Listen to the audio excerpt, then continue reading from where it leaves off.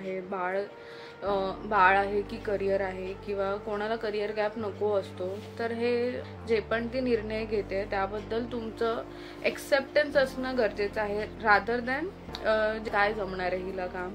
तर असं न, मला असं वाटलं की माझ्या बाळाला माझी अजून जास्त गरज आहे. सो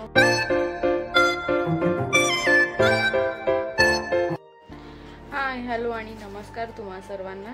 आजच्या नवीन ब्लॉग आणि माझ्या चॅनल स्नेहल अँड सुमितमध्ये तुमचं सर्वांचं मनापासून स्वागत आहे.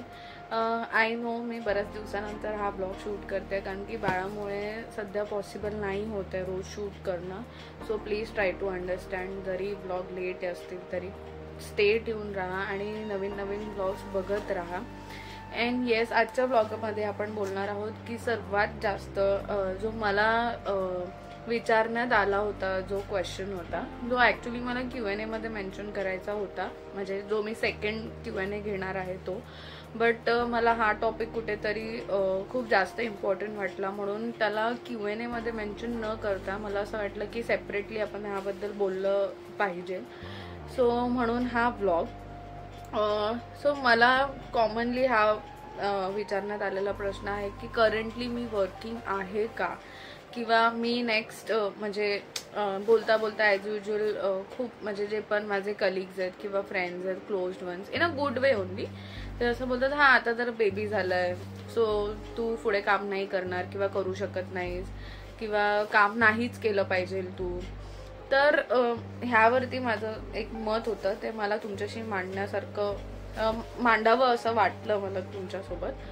सो हे आहे की जे पण मम्मीज, जे पण न्यू पेरेंट वर्क करतात बेबी झाल्यानंतर पण, त्यांनाही मी हायली ॲप्रिशिएट करते की खरंच खूप चांगली गोष्ट आहे आणि खरंच इझी नाही आहे बेबी आणि वर्क लाईफ बॅलन्स करणं. बट स्टील जर त्या करत असतील तर खरंच खूप ग्रेट गोष्ट आहे ही. आणि जर असं खरंच कोणी करत असेल, तुमचे कोणी क्लोज वन्स, कलिग्स किंवा रिलेटिव्समध्ये असतील, तर प्लीज तुम्ही त्यांना सपोर्ट करा. आणि जर त्या खरंच ॲम्बिशियस असतील, करिअर ग्रोथ हवी असेल त्यांना, तर तुम्ही सपोर्ट करा. स्पाऊसने ॲज अन हजबंडने सपोर्ट केला पाहिजे, फॅमिली सपोर्ट असला पाहिजे. सो त्यात काही गैर मला असं वाटत नाही. आणि हा प्रत्येक एक इंडिव्हिज्युअल स्त्रीचा निर्णय असतो की बाळ झाल्यानंतर तिला काम कंटिन्यू करायचं आहे की नाही करायचं आहे.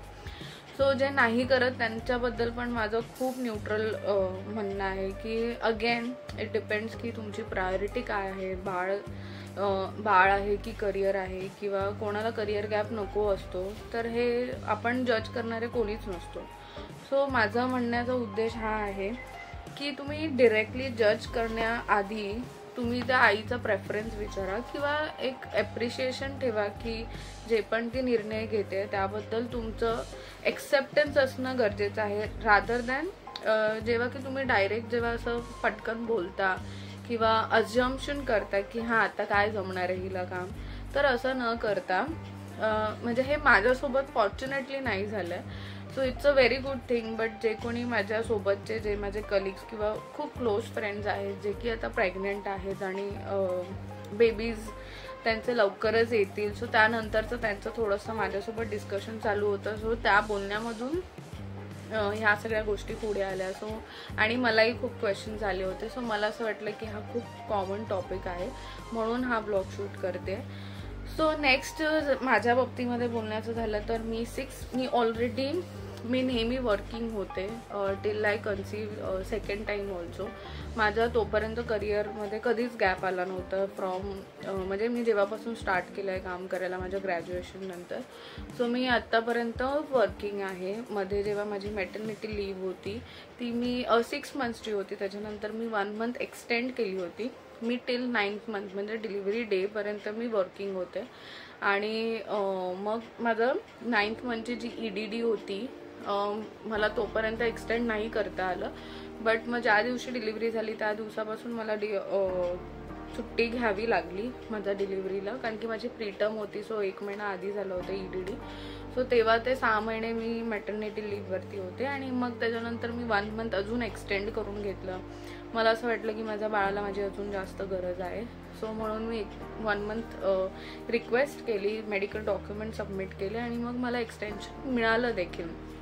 माझी ऑर्गनायझेशन खरंच खूप सपोर्टिव्ह आहे आणि खूप सपोर्ट करतात. अँड स्टील आत्ताही मी नोव्हेंबरमध्ये जॉईन बॅक केले आणि त्याच्यानंतर पण आत्तापर्यंत मला खूप जास्त माझी टीम सपोर्ट करते. खरंच आय एम फॉर्च्युनेट इनफ की मी अशा ऑर्गनायझेशनमध्ये आहे. Due to some terms and conditions मी रिव्हील नाही करू शकत आहे आत्ता. सो म्हणून आपण नक्की इन फ्युचर कधीतरी ह्याबद्दल बोलू. पण खरंच खूप सपोर्टिव्ह आहेत आत्तापर्यंत. इवन मी जॉईन केलं आहे, त्यांना माहिती आहे माझं बेबी छोटूसा आहे ऑब्व्हियसली, तर मला वर्क प्रेशर इतकं फारसं नाही आहे, मॅनेज होऊन जातं. So currently yes, in short I am working. माझं वर्क फ्रॉम होमच आधीपासूनचं कन्सेप्ट होतं. ते आधी नाईट शिफ्ट होतं प्रॉपर प्युअर, कारण की US शिफ्ट असायची. सो पण आता मला थोडंसं माझ्या टायमिंगनुसार आणि due to some other terms and conditions आमचे ऑफिस आवर्स शिफ्ट झाले आहेत, ते मी इथे रिव्हील नाही करू शकत. सो म्हणून माझं मॉर्निंगमध्येच असतं मोस्टली, पण होऊन जातं मॅनेज समहाव. घरातले पण आहेत, बाळ आहे वगैरे, सगळं होऊन जातं manage. It's not a big task आणि माझी टीम खरंच खूप सपोर्टिव्ह आहे. So yes, I am working. पण मला असं विचार मांडावासा वाटला की जर एखाद्या स्त्रीला खरंच काम करायचं असेल तर तुम्ही तिला तू आई झाली आहेस किंवा आता तुझी फर्स्ट प्रायोरिटी बाळच असलं पाहिजे असं प्लीज नका करू. कारण की जर आईच मनापासून खुश नसेल तर ती बाळाला संगोपन कसं करेल.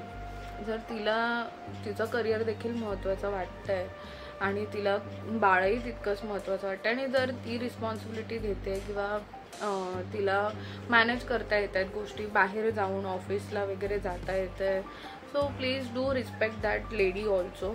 आणि ज्या कोणी करिअर ऑप्ट करून बाळाला निवडतात तुम्ही त्यांचाही तितकाच रिस्पेक्ट करा. की कारण की ही खरंच खूप साधी गोष्ट नसते की आपण एवढं शिकतो, एवढं हाय एज्युकेशन घेतो, एवढं चांगल्या जॉबला लागतो, चांगले पॅकेजेस मिळतात आणि देन सडनली आपल्याला एक पॉज घ्यावा लागतो. तो पॉज जे की आपल्याला खरंच माहिती नसतं की हा किती वेळ पॉज चालणार आहे. कारण की बेबी रिलेटेड आपण नाही सांगू शकत की एवढ्या टाईम नंतर मला ह्या वेळेस मला हा जॉब मिळेल, हे पॅकेज मिळेल.